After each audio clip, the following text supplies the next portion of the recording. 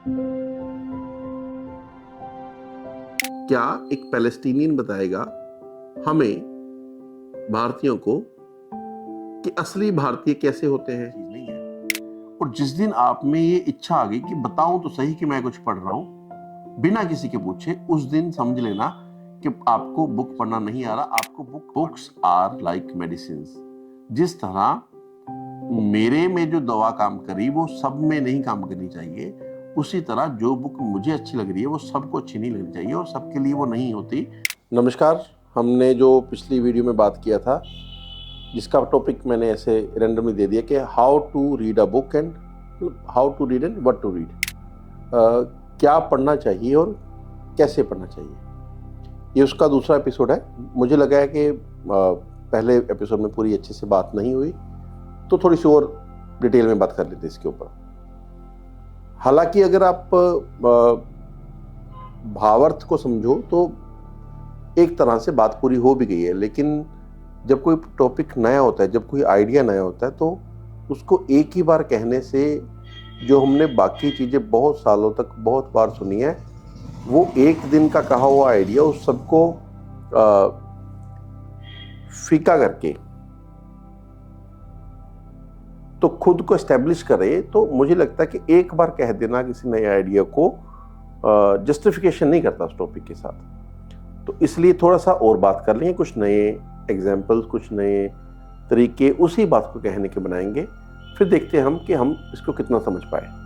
तो एक वीडियो जो थी वो हमारी हो चुकी इस के ऊपर, आप देख सकते हो। इसके पहले जो वीडियो अपलोड हुआ ये एपिसोड 2 है, इसी का एपिसोड जो 1 है वो देख सकते हैं आप। उसमें हमने मोटा मोटा ये बात किया था कि मान लीजिए कि कोई भी बुक है जो किसी ने स्टेज के खड़े ऊपर होकर स्टेज के ऊपर खड़े होकर रिकमेंड कर दी, उसको 500 आदमी अगर पढ़ें, तो क्या पहला सवाल ये कि क्या 500 को वो बुक हेल्प करेगी, और दूसरा क्या वो 500 आदमी जब वो सेम बुक पढ़ेंगे क्या वो सेम चीज़ समझ पाएंगे या उनमें सेम तरह की ग्रोथ होगी। ये 2 सवाल है। लेकिन उससे भी एक थोड़ा सा और सटल सवाल ये है कि जब वो बुक स्टेज से रिकमेंड हुई, तो जब मैंने सुना तो मैं क्यों डिसीजन ले रहा हूं कि मैं इसको पढ़ूं। मेरा साधन तो बुक पढ़ना हो सकता है, लेकिन मेरा साध्य क्या है। कई बार लोग ईगो, आजकल एक थोड़ा सा ट्रेंड है कि मजे के लिए बुक नहीं पढ़ते या अपनी जिज्ञासा के लिए हम कुछ नहीं पढ़ते, हम दिखाने के लिए या जताने के लिए भी पढ़ते हैं बुक्स, कि वो बुक तो मैंने इतनी पढ़ रखी है कि अगर कोई रिकमेंडेड हो तो उसको बताने में भी एक तरह की प्रतिष्ठा है, एक तरह की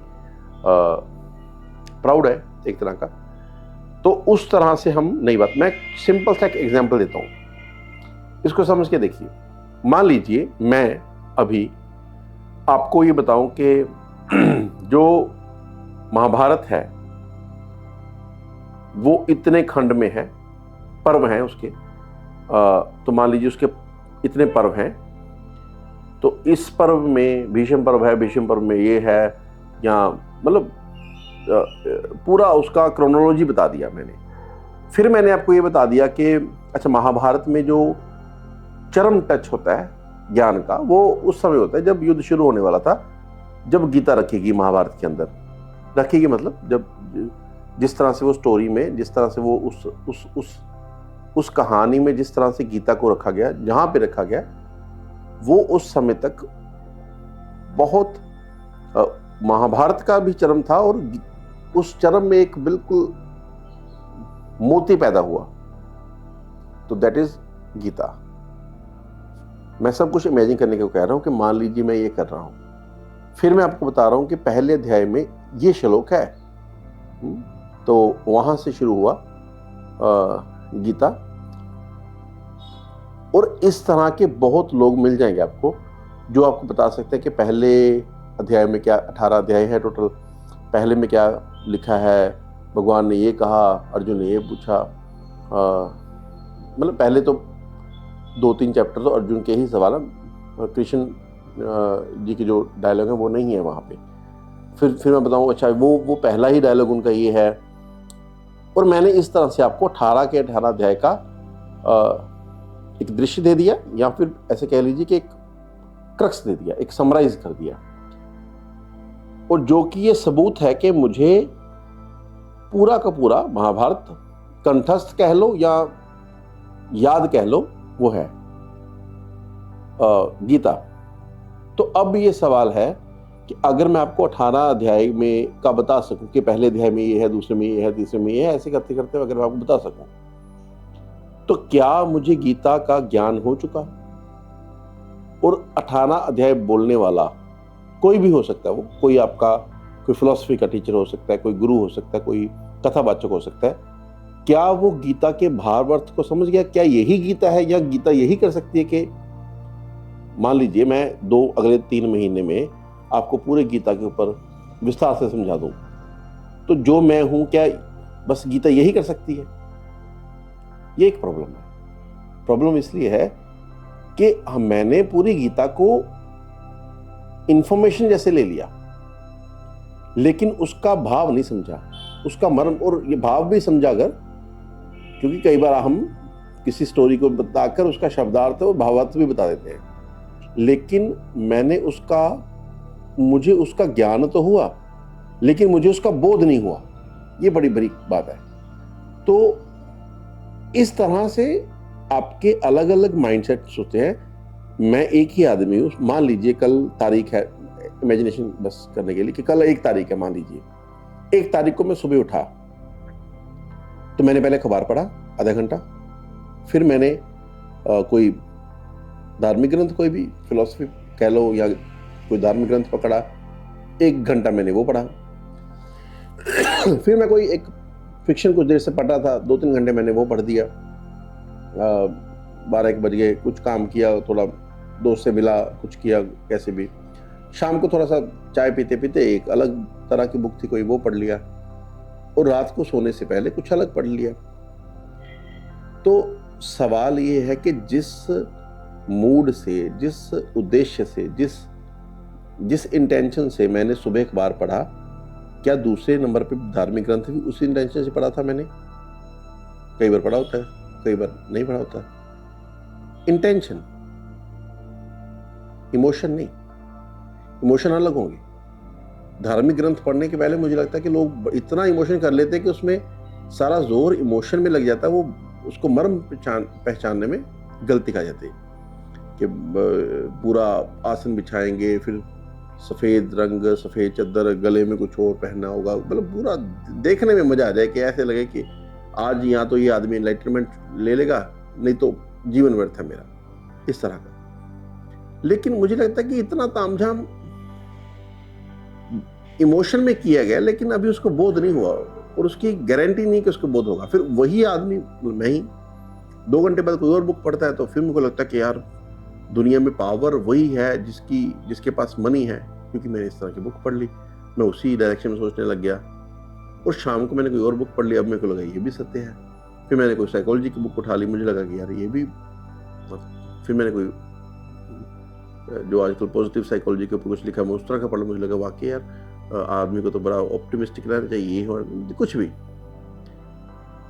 तो क्या मैं हर एक विषय को पढ़ते समय खुद को उस तरह से ढाल सका कि ये विषय सबसे सर्वोत्तम रूप से मैं ग्रहण कर सकूं? ये बड़ी मुझे बहुत इंपॉर्टेंट लगता है। इसके ऊपर बहुत बात नहीं करते लोग, लेकिन जो जरूरी मुझे लग रहा है मैं उसके ऊपर बात करूंगा जरूर। तो दिस इज द आइडिया जिसके लिए हम ये टॉपिक मैंने चूज किया, कि जब आप एडवर्ड सईद, जिसकी हमने पिछली बार में बात की, ओरिएंटलिज्म, तो क्या वो बताएंगे हमें, क्या एक पैलेस्टीनियन बताएगा हमें भारतीयों को कि असली भारतीय कैसे होते हैं? ये बड़ा ब्यूटीफुल सवाल है, और ओरिएंटलिज्म ने ज्यादातर ये किया। दे राइट इन सर्टेन वे कि हाँ, back in history some time there was a golden period in India, जो वो मजबूरी है उनको ये एडमिट करना लेकिन अब इंडिया वैसा नहीं रहा, अब इसको हमारी जरूरत है। अब इसको प्रशासन की, पर्याय के शासन की जरूरत है। बाय द वे, जहां से ये शब्द आता है प्रशासन, मैंने पहले ही बोला, प्रशासन का मतलब होता है, आज हम जब आजाद भारत में हैं तो प्रशासन शब्द ठीक नहीं है, प्रशासन का मतलब ही है पर्याय का शासन। जब हम करते हैं, हम सुशासन या स्वशासन करते हैं, जो शब्द नहीं हम यूज करते कई बार। खैर ये इतना मतलब शब्द खैर सही करेक्ट कर देना जरूरी है, लेकिन नहीं भी होगा तो कोई इतना इजी नहीं है, बस हमें पता हो कि शब्द का रूट कहाँ से आया। खैर, तो ये सारी चीज जब हमें सिखाई जाएगी कि आपके तो यहाँ पे कल्चर ही नहीं है, आपके तो यहाँ पे पढ़ाई ही नहीं है, आपकी तो लिटरेसी ही नहीं है,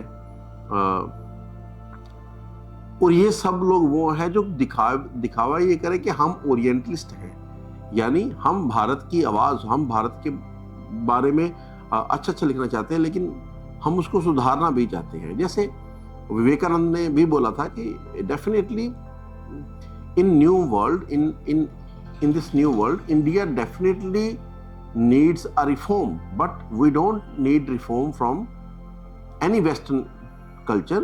India is capable of reforming from within itself.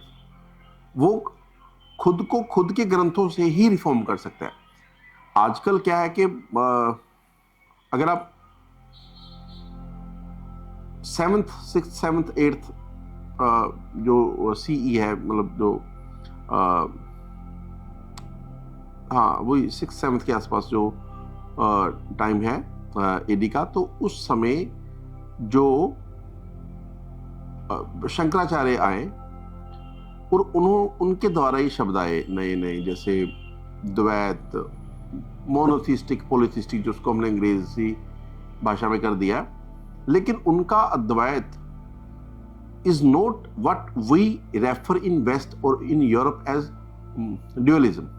और उनका जो आइडिया है, जैसे हम बोलते हैं भारत में कि हमारे यहाँ पे बहुत सारे देवी देवता हैं, तो इट डजंट मीन कि we are not monotheistic, we are polytheistic. जो यूरोप का आइडिया है कि इंडिया इज पॉलीथिस्टिक, क्योंकि इनके बहुत सारे भगवान हैं, इनके बहुत सारे गॉड हैं।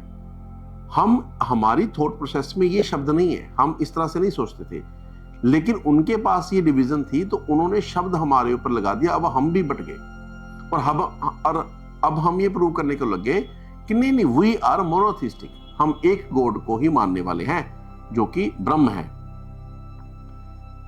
फिर क्रिटिसिज्म आ जाएगा कि फिर वो एक गॉड कौन है, वो राम है कि वो कृष्ण है कि वो शिव है कि वो, दीज आर द डिबेट जो कि मीनिंगलेस है। भारत में अगर कोई शिव उपासक भी है तो वो राम द्वेषी नहीं है कभी भी। तो in a way we all know that we are one in a way, लेकिन हम उसके ऊपर तभी सोच सकेंगे जब हमें ये पता होगा कि हमारे सोचने का ढंग मोनोथिस्टिक, पॉलीथिस्टिक इस तरह का नहीं है। हम बड़े ध्यान से समझने इसको मैं क्या बोलने वाला हूं। हम पॉलीथिस्टिक होते हुए भी मोनोथिस्टिक हैं। ये एहसास और इसकी डेफिनेशन विदेश, वेस्ट नहीं कर सकता। तो दिस इज द आइडिया जो मैं जो शायद टॉपिक से काफी डीप चला गया, लेकिन आइडिया बहुत जरूरी है कि जब मैं कुछ पढ़ रहा हूं, जब मैं मेडिसिन स्टडी कर रहा हूं, तब मेरी आंख और होनी चाहिए। जब मैं कुछ एक्स्ट्रा पढ़ रहा हूं तो उसका मतलब क्या है, किस समय में क्या उठाऊं, ये बहुत जरूरी बात है। मैं इस समय मेरी क्वेस्ट क्या है, वो कई बार आउटर वॉइस होती है, हम उसको इनर वॉइस बोल देते हैं। आउटर वॉइस मतलब है कि 15 दिन पहले रील में कुछ देखा था तो वहां से सवाल मेरे अंदर आ गया, अब मेरे अंदर से बाहर फूटा, मुझे मेरे अंदर से कॉलिंग है कि मेरे को ये बुक पढ़नी चाहिए। नाम भी कैसे पता लगा, क्योंकि वो कई बार ऐसे ही किसी की थॉट से आ जाता है। तो ये एक बड़ी हमारे में एक बड़ी प्रॉब्लम होगी कि हम इस तरह, जैसे अच्छा हाँ, जब मैं ये बोल रहा हूँ कि बुक रिकमेंड नहीं हो सकती, तो इसका मतलब मैं यहाँ पे क्लैरिफाई कर देना चाहता हूँ कि ऐसा नहीं है कि बुक रिकमेंड हो ही नहीं सकती। There are certain books which are good for everyone, जो कोई भी पढ़ सकता है, लेकिन वो बुक जो है वो सिर्फ आपकी इंटरनल ग्रोथ तो करेगी, आपके अंदर ऑर्गेनाइजेशन तो करेगी थॉट ऑफ, लेकिन that is not a magic stick in your hand. वो जनरल बुक होती है, वो आपका पढ़ने का दायरा बढ़ाती है, वो आपको और कई तरीकों से बड़ा करती है, लेकिन that is not a quick formula for something that you are aiming at. तो वो नहीं है। तो जैसे मैं कई बार अगर किसी को बिना समझाने की कोशिश किए, जो मुझे लगता है कि सब कोई काम कर जाती, कुछ बुक्स हैं जैसे विक्टर फ्रैंकल की है man in search of meaning, ये इस बुक का अपना कोई मूड नहीं, ये अच्छी बुक है, ये अच्छी स्टोरी है। और जब तक आप फ्योडोर दोस्तोयेव्स्की को, जैसे मैंने पिछले वीडियो में बात किया था कि इडियट, आपको फ्योडोर दोस्तोयेव्स्की कौन था, उसको शारीरिक रूप से क्या चैलेंजेस थे, उसको मानसिक रूप से क्या चैलेंजेस थे, वो उसको क्या प्रॉब्लम थी, उसको साइकोलॉजिकल प्रॉब्लम क्या थी, उसको न्यूरोलॉजिकल प्रॉब्लम्स क्या थी, फिर उसकी जिंदगी की लड़ाई क्या थी, और उसमें उसने क्या देखा, फिर उसने उसमें क्या कहा, क्या लिखा, तब आपको इडियट का आइडिया समझ आएगा। हम आज के समय में अगर डायरेक्टली द इडियट बुक को पढ़ेंगे तो क्या ही समझेंगे तो कुछ चूक जाएंगे। तो ये है आइडिया। और दूसरी चीज है कि there are two types of reality. एक रियलिटी है आउटर रियलिटी, एक रियलिटी है इंटरनल रियलिटी। मैं थोड़ा सा इसको फिर से चाहता हूं कि आप ध्यान से समझो। आउटर रियलिटी का मतलब है, जब अगर आज 2024-25 आने वाला, 2024-25 में मैं कुछ लिख रहा हूं कि what are the challenges of this world, outer world. वो 2024 में जब मैं इस दुनिया का, जिस दुनिया में अब मैं रह रहा हूं, जब मैं उसका डिस्क्रिप्शन दूंगा तो वो 3024 में जो बाहर के संदर्भ में कहा जाएगा आज, वो 100 साल बाद गलत होगा। तो वो इतना उस समय रेलेवेंट नहीं होगा, लेकिन जो मैंने अंदर से जाना वो आज भी सही है, आगे भी सही रहेगा। तो हम जब किसी को पढ़ते हैं, कोई पुराना ग्रंथ पढ़ते हैं, तो हमें ये समझ लेना चाहिए कि जो उन्होंने उस समय में बाहर के बारे में जो बताया, उसमें भेदभाव हो सकते हैं, लेकिन जो उन्होंने जाना, जैसे पहले जब जो अर्ली फिलॉसफी थी, उन्होंने इस बात का डिबेट था कि this world is not spherical, this is flat. तो उनको उस समय ऐसा नहीं था कि वो आदमी बेवकूफ था कि अगर आज हमें पता कि इस अर्थ जो है वो गोल है, स्फेरिकल है, तो जिन्होंने फ्लैट कहा था कि वो पागल ही थे। ऐसा भी नहीं है। ये उनका ज्ञान था बाहरी दुनिया के लिए, जो कि रेलेवेंट या गलत सही नहीं है, लेकिन ऐसा हम उनके बाहरी जगत का उस समय इतना ज्ञान था दुनिया के बारे में। लेकिन हम जब उनको पढ़ रहे हैं तो एक तरफ हम बोल रहे हैं कि ये he was very great Christian mistake. तो जब आपने उसको मिस्टिक कह दिया तो उससे ये नहीं जानना होता कि फिजिक्स कैसे काम करती है या केमिस्ट्री कैसे काम करती है, फिर उसके सूत्रों में केमिस्ट्री का अंश ढूंढने की, कि ये केमिस्ट्री जानता था, देखा इसने ये क्या कहा। वो उनके माहिर नहीं है। वो जिस चीज के माहिर है वो आंतरिक जो वर्ल्ड है, आउटर वर्ल्ड नहीं, जो इनर वर्ल्ड है, उन्होंने उसके बारे में क्या क्या उसको पिक कर लो। जब हम ऐसा करेंगे तो हमारी अधिकतर लड़ाई जो है वो खत्म हो जाएगी। वो कई बार देखो, छोटी सी बात है, जैसे वेस्टर्न, यही ओरिएंटल जिसकी मैं बात कर रहा हूँ, उन्होंने कहा कि भारत में घोड़े नहीं थे। घोड़े मतलब it is not native to India, तो ये अरब से आए हैं और इतने सन में आए हैं। अब जैसे ही इस बात को हमने माना, देखो उन्होंने हमारे महाभारत के बारे में बात नहीं की, उन्होंने सिर्फ ये बताया कि घोड़ा भारत में नहीं था और इतनी ईस्वी में अरब से पहली बार भारतीयों ने घोड़ा देखा। इसका मतलब या तो महाभारत में जो रथ दिखाए गए हैं या तो वो काल्पनिक है, तो या महाभारत इस पर्टिकुलर घटना के बाद हुई होगी जब अरब से घोड़े आए। तो this is the danger of reading shallow text, कि आपको जब ऐसे बताया जा रहा है कि साइंस के हवाले से कि इतनी ईस्वी में घोड़े आए थे, और फिर आपको खुद ही शक पड़ जाएगा कि यार अगर ऐसा सही, या आपको फिर क्वेश्चन भी डाल देंगे कि महाभारत जो है वो सही नहीं हो सकती, वो काल्पनिक होगी, it is a mythical story, क्योंकि घोड़े तो तब थे नहीं, तो वो घोड़ा कैसे उठ के आया।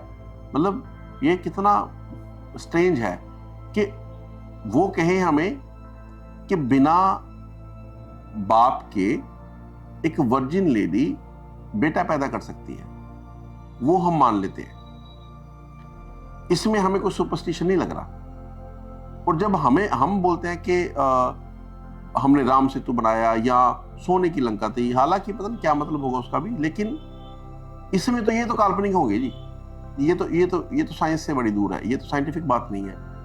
अब आपको साइंस का ज्ञान आया, ये बड़ी मजेदार बात है कि आपको कब साइंस याद आ जाती है। यही साइंस जब आप सब सिनेरियो में लगाओगे तो साइंस की साइंस और मिथ का मिथ हो जाएगा, दूध का दूध और पानी का पानी। This is what I am trying to say. तो दिस इज आइडिया, मतलब जरूरी नहीं है कि आप जो बड़े आदमी हुए, किसी भी ग्रीक में हुए या किसी भी कल्चर में हुए, जरूरी नहीं है कि वो उनका जो बाहरी जगत के बारे में ज्ञान था वो सटीक हो, लेकिन उन्होंने आंतरिक जगत से जो जाना वो सीखने की बात है। बाहर का ज्ञान हो सकता है कि उनके पास गलत हो, और ये भी हो सकता है कि जो उन्होंने कहा वो तब सही हो, अब सही नहीं है। जैसे मैंने बोला कि 2024 में मैं अब कुछ बोल रहा हूँ कि दुनिया किस तरह की दिखती है। अच्छा, मान लीजिए कोई आदमी कोरोना के समय में दुनिया के चैलेंजेस के बारे में लिख रहा है। कोरोना काल में इतनी रिस्ट्रिक्शंस थी, world was very, it was turn ups and down, ये बड़े अलग तरीके से अरेंज हुआ, और उसके बाद कुछ चीजें परमानेंट चली हमने। और कोरोना काल में कोई आउटर वर्ल्ड की डिस्क्रिप्शन दे रहा है और उसको कोई आज से 200 साल बाद पढ़े तो उसको लगेगा ये तो क्या ही बकवास। मुझे आइडिया ही नहीं है, कि आपको भी आइडिया नहीं कि 200 साल में हम क्या कर सकते होंगे, किस स्पीड से दुनिया काम करेगी, जिस तरह से आर्टिफिशियल इंटेलिजेंस सब प्रोग्रेस कर रहा है। वी नेवर नो कि अगले 30 साल में भी क्या होने वाला है यहाँ पे। जैसे मैं कई बार बोलता हूँ कि हमने पड़ोसी के घर से लैंडलाइन में फ़ोन सुनने से लेकर आईफोन तक का सफ़र देखा है। तो ये 30-40 साल में जितनी स्पीड से एवोल्यूशन हुआ, अगर इसको आप 100 साल देखो तो you can't even imagine. Video call हो रही है अब, है ना, और पहले फ़ोन से आवाज़ लैंडलाइन से सुनना किसी का, और फिर ट्रंक कॉल होती थी एक, कि वो दूर से कॉल आती थी, एंड दीज थिंग्स। तो उससे हम 7 समुंदर पार वीडियो कॉल पे बिल्कुल साफ साफ आईफोन के कैमरे से शूट की हुई चीज़ देख सकते हैं। व्हाट्सएप क्या चीज़ है देखो तो सही, कि अभी मैं वीडियो रिकॉर्ड कर रहा हूँ, ये यूट्यूब क्या है जिससे आप सुन रहे हो, कि मैं अपने कमरे में कुछ बोल रहा हूँ, आप समय के बंधन से बाहर। मतलब ये अब है दिसंबर 2024, आप जब भी सुनोगे इसको तो मैं उस समय कुछ और कर रहा हूँगा, लेकिन आपको सुनते सुनते ऐसे लगेगा कि शायद ये घटना भी हो रही है। This is how we have change in. और यही बात पूरी की पूरी अगर आप उठाकर आज से 1000 साल पीछे चले जाइए, 2000 साल पीछे चले जाइए, या एरिस्टोटल को बताए कि ये ऐसा हो जाएगा, तो या सोक्रेटिस को बताए, तो दे विल से कि ये झूठ बोल रहे हैं। तो समय बड़ा बलवान है। समय को ध्यान रखते हुए किताबें जो लिखी गई है वो भी समय के प्रभाव में ही लिखी गई है। तो जो किताब लिखी गई है, पहले ये देखना चाहिए कि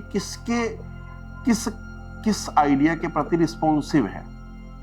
मान लीजिए आपको एम्पिरिसिज्म नहीं पता और आपको रैशनलिज्म नहीं पता, आपको क्या समझ आएगा कि कांत क्या कहने वाला है? क्योंकि कांत कहता ना ये सही ना वो सही, दोनों मिक्सचर होके एक रियलिटी बनाएंगे।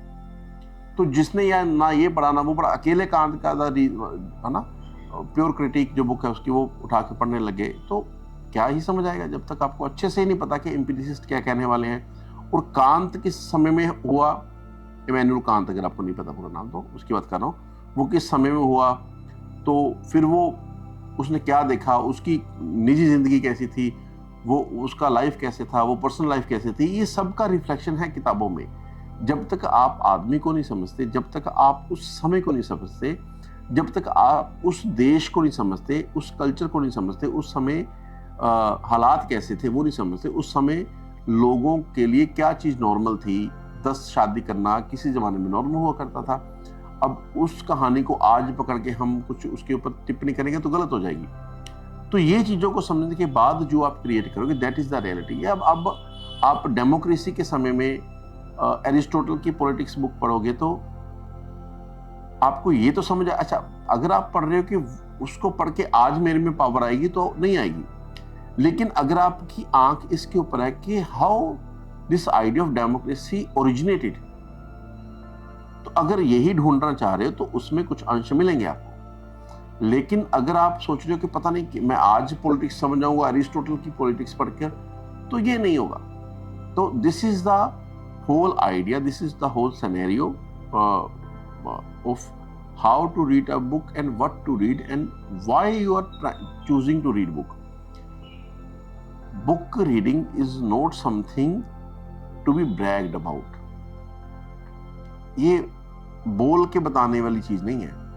और जिस दिन आप में ये इच्छा आ गई कि बताऊं तो सही कि मैं कुछ पढ़ रहा हूं बिना किसी के पूछे, उस दिन समझ लेना कि आपको बुक पढ़ना नहीं आ रहा, आपको बुक पढ़ने के कार्य में मजा नहीं आ रहा। अब आपको मैं कई बार बोलता हूं, जब आप सच में स्वादिष्ट खाना खाओगे और आपको बहुत तेज भूख लगी है और खाना भी सच में स्वादिष्ट है, उसकी हाइप है इंटरनेट के ऊपर कि नहीं, वो नहीं, सच में स्वादिष्ट है और हेल्दी है, शायद ही आपको याद रहे इसकी फोटो खींच के लोगों को दिखानी है। या आपको भूख में कमी है या खाने के स्वाद में कमी है, लेकिन आप जताना चाहते हो कि खाना मैंने तो बेस्ट खाया, तो अब आपको वहां से अफर्मेशन कंफर्मेशन चाहिए।